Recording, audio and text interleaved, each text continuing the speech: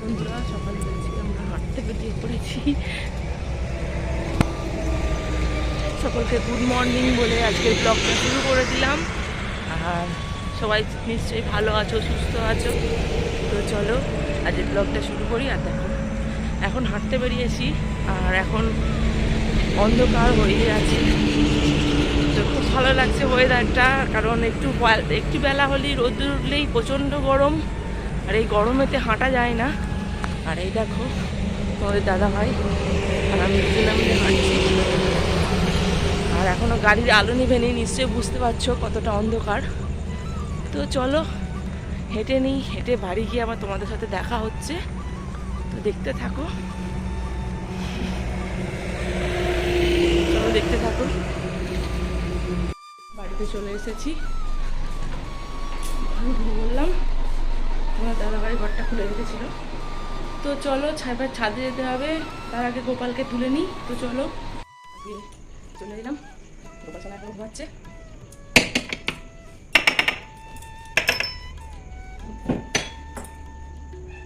আলোটা জানি আর এই দেখো আমার সোনা গোপাল এখন ঘুমাচ্ছে।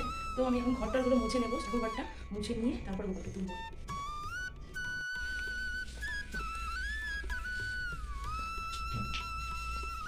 সোনাকে তুলে বিছানা গুছিয়ে দিয়েছি। আর এখানে দেখো গোপাল সোনাকে বসিয়ে দিয়েছি। গোপাল সোনা এখন সেবা করবে, গোপাল সোনা সেবা করে নি।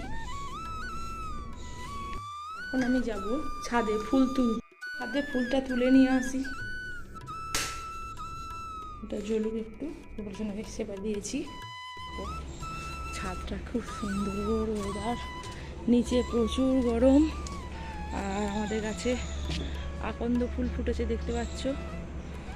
আর এর আগেও ফুটেছিল, এর আগেও তুলে নিয়ে পুজো হয়েছে, তো এবারে ফুটেছে আবার।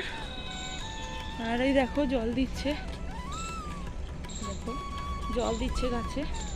তো আমি বিকালবেলা কিছু দিয়েছি গাছে জল, আর সেটা তোমাদেরকে দেখানো হয়নি। দেখো কালকে দুটো তোলা হয়নি, আর আজকে শুকিয়ে গেছে। দেখো কত ফুল ফুটেছে, এগুলো সব নয়নতারা। তো খুব ভালো লাগে, তো এইগুলোই তুলবো। আর কয়েকটা জবা ফুল আছে, তো সেগুলো আগে তুলে নিই। জবা ফুল আছে কয়েকটা গাছে, সেগুলো তুলবো। আর নয়নতারা তুলবো, তাহলেই ফুল তোলা কমপ্লিট হয়ে যাবে। চলো দেখতে থাকো। আর দেখো বাবা ভোলানাথের মাথায় আকন্দ ফুল দেওয়ার মজাই আলাদা। তো আমাদের ছাদে দুটো হয়েছিল, তো দু কদিন ধরেই হচ্ছে, তো সেগুলো দিয়ে দিচ্ছি প্রত্যেক দিন।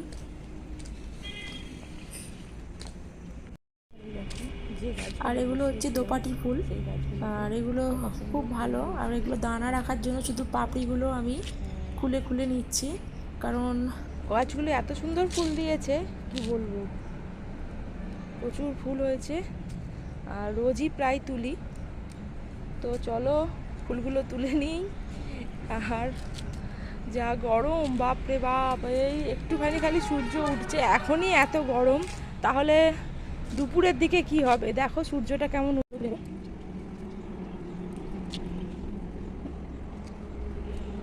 হয়ে গেছে আমার ফুল তোলা। আর তো এই ঠান্ডায় ফুলটা তুলে নিলাম, ভালো, নাহলে ছাদে রোদ্দুরে একদমই আসা যায় না। তো চলো এবার নিচে যাওয়া যাক, এবার রান্নার দিকে যেতে হবে। তো রান্না বান্না, কি অসহ্য গরমে রান্না করতে যে কি কষ্ট, কি বলবো। তো চলো এবার রান্না করা যাক। আর ঠান্ডা লেগে যাচ্ছে, ঠান্ডা গরমে জল খাচ্ছি, গলার অবস্থা খুবই খারাপ, বুঝতেই পারছো তোমরা। আর কিছু করার নেই, কারণ এই ঠান্ডা মানে গরমেতে গরম জল খেতে পাচ্ছি না, ঠান্ডা জলই খেতে হচ্ছে। একটু জল দিয়ে রাখলাম ফুলগুলোতে জল দিয়ে না রাখলে ফুলগুলো শুকিয়ে যাবে, বুঝলে। আর এই যে জল দিয়ে রাখেছি। আর এই স্ট্রবেরিগুলো আমাদের চন্দনের জন্য।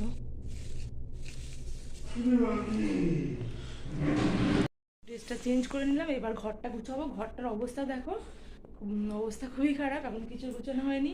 তো চলো ঘরগুলো গুছিয়ে নিই। কি বলবো, গরমে আর পারা যায় না। তো এবার ঘরটা গুছাতে হবে, মাথায় চিন্তা এসে যাচ্ছে, কান্না পেয়ে যাচ্ছে। তো চলো গুছিয়ে নিই ঘরগুলো।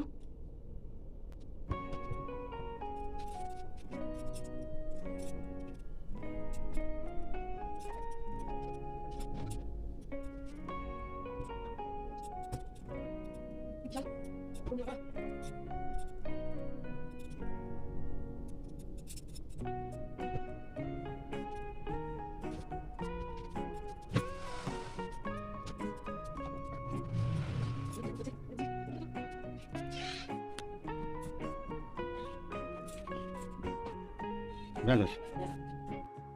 ঘরটা সব সুন্দরভাবে গুছিয়ে নিয়েছি, আর মাকে সুন্দরভাবে গুছিয়ে নিয়ে রান্নার দিকে আর মুখ দিয়ে কথা বেরোচ্ছে না, হাঁপিয়ে গেছি, মানে এত গরমের মধ্যে কাজ করতে হচ্ছে তো সেই কারণে। তো চলো এইবার একটু কিছু খেয়ে নেব, নুন চিনির জলই হোক আর ছাতু গোলা হোক, যাই হোক খেয়ে নিয়ে তারপরে রান্না করতে শুরু করব। চলে এসেছি রান্নাঘরে, ভাত হয়ে গেছে, আর ভাতটা হয়ে গেছে, আর প্রেসার কুকারে আলু সিদ্ধ হচ্ছে, পটল কাটছে, আজ আবার পটলের তরকারি হবে।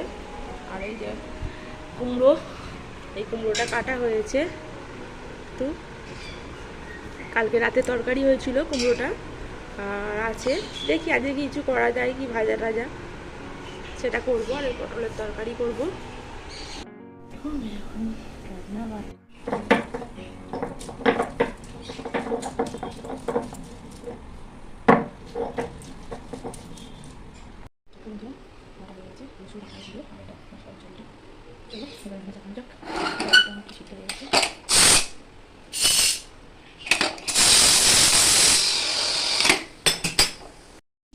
আমি পটলটাকে ভেজে নিয়েছি, আর এখন মশলাটা করবো।